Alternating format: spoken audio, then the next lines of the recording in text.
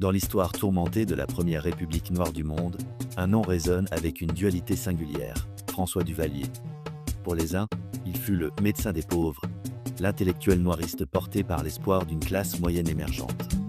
Pour les autres, il devint le maître absolu d'un régime de fer.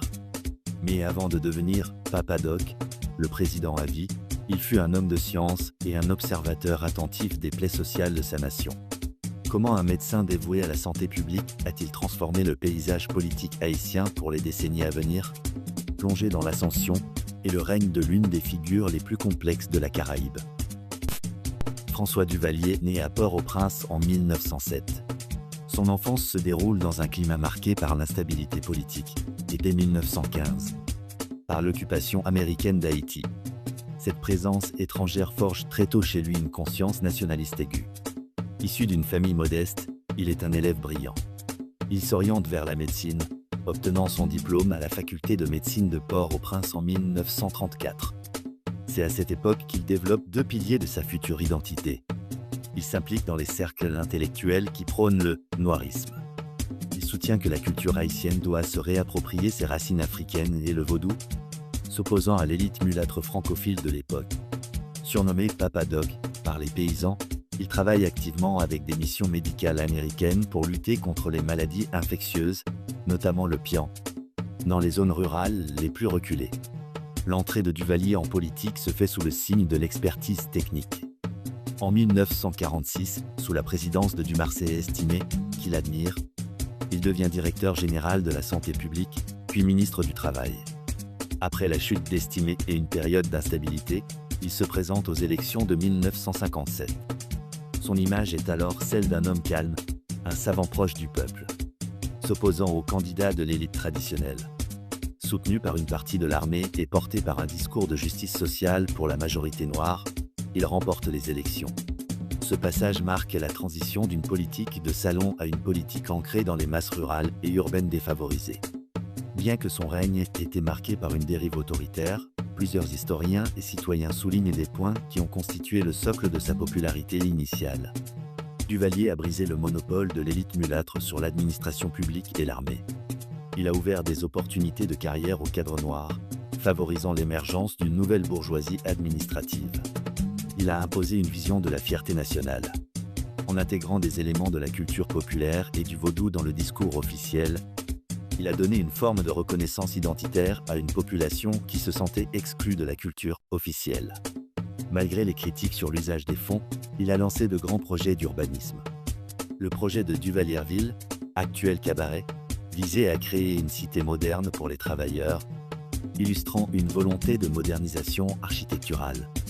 Pour ses partisans, Duvalier a apporté une forme de stabilité, certes imposée, dans un pays historiquement ravagé par les coups d'État incessants, permettant ainsi une continuité administrative qu'Haïti n'avait plus connue depuis longtemps. Haïti, 22 avril 1971. Une page se tourne dans l'histoire tumultueuse de la première république noire du monde. À la mort de François, Papa Doc, Duvalier, le pouvoir ne s'échappe pas de la demeure familiale. Il glisse entre les mains d'un jeune homme de 19 ans, presque timide, propulsé sous les projecteurs de la scène internationale. Jean-Claude Duvalier, celui que le monde surnommera bientôt Baby Doc, devient alors le plus jeune président au monde. Entre l'héritage pesant d'un père redoutable et les aspirations d'une jeunesse haïtienne en quête de changement, son règne de 15 ans reste l'une des périodes les plus complexes et les plus débattues de l'histoire contemporaine du pays. Qui était vraiment l'héritier des Duvalier?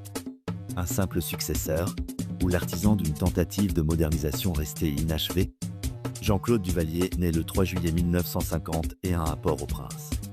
Son enfance est marquée par une bulle de protection et d'isolement au sein du Palais national. Alors que son père consolide un pouvoir absolu à l'extérieur, le jeune Jean-Claude grandit dans un environnement feutré, entouré de censures et d'une garde rapprochée. Élève chez les frères de l'instruction chrétienne puis au lycée Alexandre Pession, il est décrit par ses contemporains comme un jeune homme plutôt réservé, amateur de voitures de sport et de musique, loin des ambitions politiques dévorantes que son père projetait sur lui. Cette jeunesse passée sous cloche influencera sa manière de gouverner, une approche souvent perçue comme plus détachée et moins idéologique que celle de son prédécesseur. L'arrivée de Baby Doc marque une rupture de style, sinon de système.